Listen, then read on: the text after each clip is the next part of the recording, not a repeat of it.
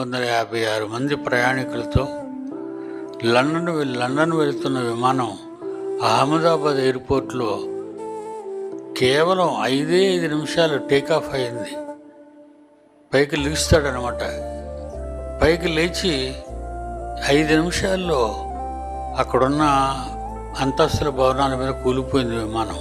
అంతల్లా ఎర్రగా కాలిపోయి మండిపోయారు. ఎంతమంది? 256 చిల్లర. ఎందుకు ఇలాంటి ఘోరకళ్ళు జరుగుతున్నాయి?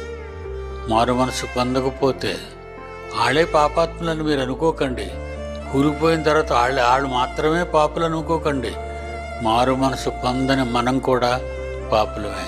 ఇలాంటి విషయాలు మనకు తెలిసినప్పుడు మనం జీవితంలో చాలా జాగ్రత్తగా ఉండాలి, బహుభద్రత కలిగి ఉండాలి.